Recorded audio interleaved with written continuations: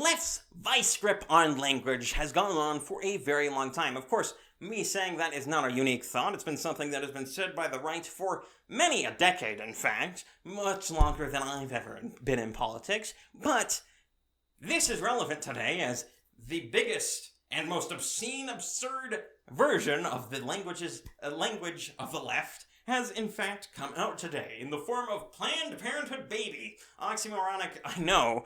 In this case, coming from the mouth of Red Cortez and being, of course, utterly absurd. Absurd to the point where Snopes felt the need to fact check it. Oh, of course, saying, yeah, she actually did say that.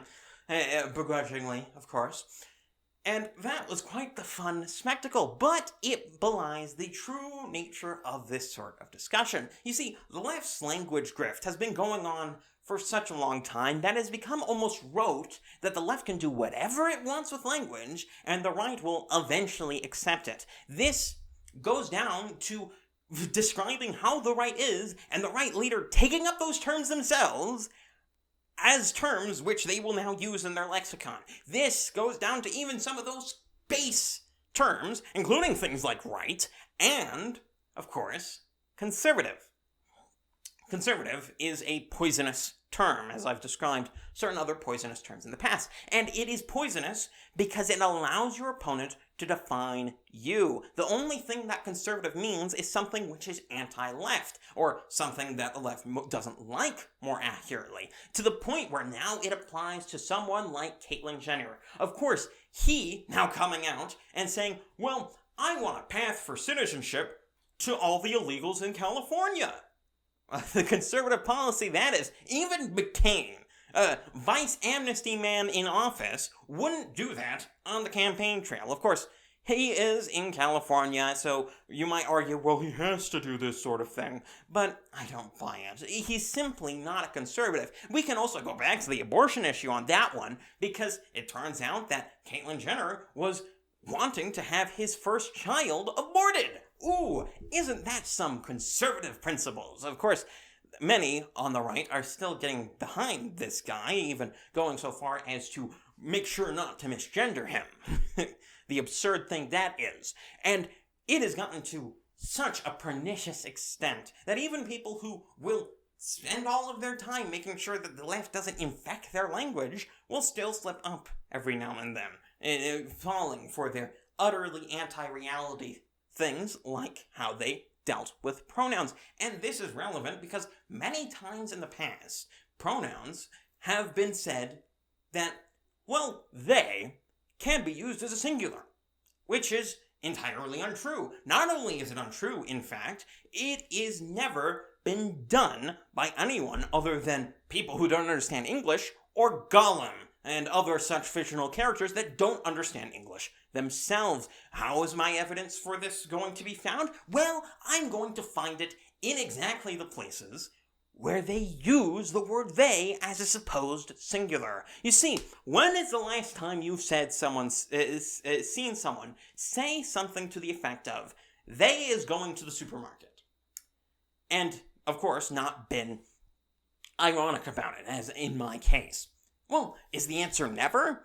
Because that's the answer for me. These people would rather say they are going to the supermarket. The relevance here? Well, one of these sentences is the plural version of the sentence. The other version of this sentence is the singular version of the sentence. Can you guess which? Well, I'll tell you. It's the one with is in it, not the one with are in it. You see, pronouns in language, in the English language particularly, are not the only sets of terms which have plurality to them. Other terms do as well, such as are and is. Both are and is fundamentally mean almost the exact same thing. The only difference is are is the plural version of the term, and is the singular version of the term. If you were using they as a singular, you would use is, but of course they aren't using they as a singular. They're hiding the fact that they don't believe that they can be used as a singular by saying are. Because of course, when you say something like they is going to the supermarket, or they continues to be completely nonsensical, it is dead on the tongue.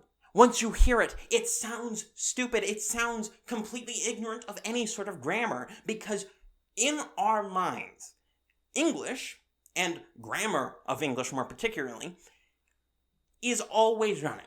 All right? That's how you understand the language. And once you hear something that's slightly off, it's sort of an uncanny valley effect where you can hear that it is wrong, despite the fact that it is a human conception that is language. And this is perfectly exemplified in this exact instance. And this goes for many, many instances of the left's language grift. There is so many examples where you know they don't actually believe the grift that they're giving you. And this is just the best and easiest to explain example, but there are other examples. Things like anorexia. Because you see, a fat activist, Tess Holliday, has come out as anorexic. Yeah, don't exactly believe that one. How exactly are you anorexic and continue to be 400 pounds? Oh, you don't? It turns out the laws of thermodynamics apply to people, and they can't just eat nothing for weeks or months on end and continue to be 400 pounds? I wonder. It turns out that this is utterly nonsensical, to the point where you will see many people in the Twitter comment sections of where this gets mentioned saying, well, anorexia is X, Y, and Z. That isn't actually what anorexia is. It's another example of their grift. It's a grift. They don't believe it. Because anorexia is where you aren't eating for months and months on end. It's not fasting. It's not eating less than 2,000 calories so you can lose weight. That's not anorexia. Anorexia is eating something like 200 calories a day or less. It is eating almost nothing and starving yourself to death. As a freaking mental disorder. That's what it is. But of course, these people don't understand that. Well, actually, they do understand that. But they don't want you to know that they understand it. Because, and this is the reason why they do all this sort of stuff. Why does the left feel the need to constantly evolve language? Not only take it over, seeing as they've done that over the decades, they've been doing it for a long time. Why do they feel the need to continue to evolve language? Well, the reason is that the left cannot win arguments with language established as pre-existing. They can't win an argument if the language that you're using has pre-established rules that we can follow. They need to constantly be 3 steps ahead of you so that you can't even comprehend what sort of argument they're going to be making. But once you understand that they are doing this sort of thing, it becomes trivially easy to counter this sort of thing. And this is best exemplified by a conversation, I loosely call a conversation on Twitter, that I had with whatever this wonderful gentleman, I forget his name, which was a reply under a Matt Walsh tweet, in which he said something to the effect of, well, and this was, of course, taking umbrage with the fact that Matt Walsh was using the word woman. He was, rather than birthing person, one of the newer left grifts, saying, well, woman is a social construct that has to do with the social implications of being a woman and gender roles and all of these sorts of things, all this development of language and all that sort of stuff. And once you broke down, all it turned out to be was him saying that, well, woman is a word. And of course, I pointed this out. He then said, well, but it develops like a word. And then I said, yes, it does, because it's a word. And then I said, well, what's the problem with that? And he said, well, it developed like a word. And then I said, well, what's the problem with that?